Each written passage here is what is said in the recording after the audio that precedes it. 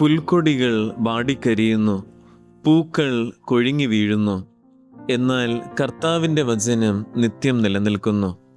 വചനയാത്രയിലൂടെ ക്രിസ്തുവിനെ അനുഭവിച്ചറിയുന്ന പ്രിയ ശ്രോതാക്കളെ, ഇന്ന് സഭാമാതാവ് നമുക്ക് വിചിന്തനത്തിനായി നൽകിയിരിക്കുന്ന വചനഭാഗം മത്തായിയുടെ വിശുദ്ധ സുവിശേഷം 9-ാം അധ്യായം 18 മുതൽ 26 വരെയുള്ള വചനഭാഗങ്ങളാണ്. ദൈവത്തിൻ്റെ വചനമായ ക്രിസ്തു ആരോരുമില്ലാത്തവരെ, അശരണരെ രക്ഷിക്കാൻ ആഗതനായവനാണെന്ന് ഇന്നത്തെ സുവിശേഷം നമ്മെ ഓർമ്മിപ്പിക്കുകയാണ്. ഇന്നത്തെ സുവിശേഷത്തിലൂടെ 3 തരം വ്യക്തികളെ ക്രിസ്തുനാഥൻ രക്ഷിക്കുന്നതായി നാം മനസ്സിലാക്കുകയാണ്. ഒന്നാമതായി, എളിമയുള്ളവരെ ക്രിസ്തു രക്ഷിക്കുന്നു. സിനഗോഗ് അധികാരിയായ ജായിറൂസ് എളിമയോടെ ക്രിസ്തുവിനെ താണുവണങ്ങി അവനിൽ നിന്നും അനുഗ്രഹം യാചിക്കുകയാണ്. എളിമയുള്ളവരെ ദൈവം വാനോളം ഉയർത്തുമെന്ന് വിശുദ്ധ ഗ്രന്ഥത്തിലുടനീളം പറഞ്ഞു വയ്ക്കുന്നുണ്ട്. എളിമയുള്ളവർക്ക് ദൈവത്തിൽ പൂർണ്ണമായും ആശ്രയിക്കുവാൻ സാധിക്കും.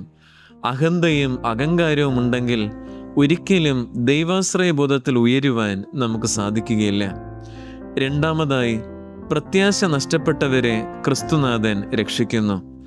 12 വർഷം രക്തസ്രാവം എന്ന രോഗത്താൽ വേദന അനുഭവിച്ച് നിരാശയിൽ ആണ്ടുപോയ ഒരു സ്ത്രീ ക്രിസ്തുവിൻ്റെ വസ്ത്രാഞ്ചലത്തിൽ തൊട്ടാൽ മാത്രം മതി, ഞാൻ സുഖം പ്രാപിക്കും എന്ന് പൂർണ്ണ വിശ്വാസമുണ്ടായിരുന്നവളെ ക്രിസ്തു അത്ഭുതകരമായി രക്ഷിക്കുന്നുണ്ട്. ശുദ്ധിയുടെയും അശുദ്ധിയുടെയും എല്ലാ മാനദണ്ഡങ്ങളെയും തകിടം മറിച്ചുകൊണ്ട് ക്രിസ്തു അവളോട് പറയുന്നുണ്ട്, മകളെ, ധൈര്യമായിരിക്കൂ, നിന്റെ വിശ്വാസം നിന്നെ രക്ഷിച്ചിരിക്കുന്നു.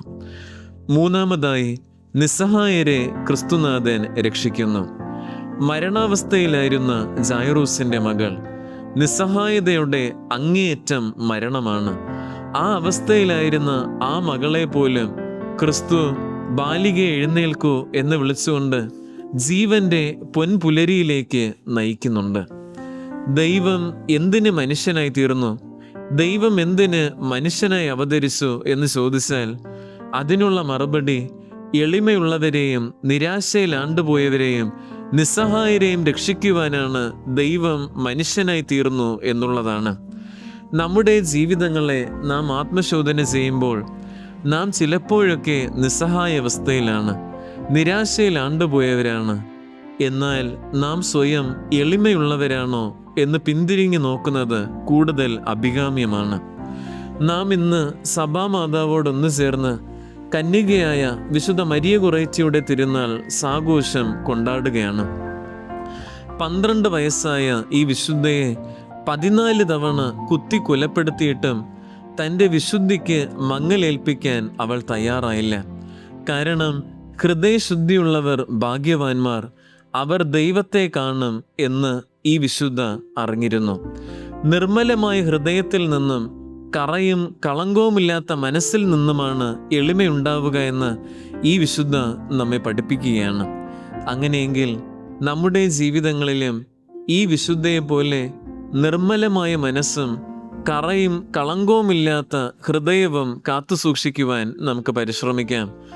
അപ്രകാരം എളിമയുള്ള മനുഷ്യരായി തീരുവാനും നമ്മുടെ ജീവിതങ്ങളിൽ, നമ്മുടെ നിസ്സഹായ അവസ്ഥയിലും, നമ്മൾ നിരാശയിൽ ആണ്ടുപോയ അവസ്ഥകളിലും ദൈവം നമ്മെ സമൃദ്ധമായി അനുഗ്രഹിക്കുന്നതിനായി സ്വയം എളിമപ്പെടുവാനും ദൈവത്തിൽ പൂർണ്ണമായി ആശ്രയിക്കുവാനും നമുക്ക് പരിശ്രമിക്കാം.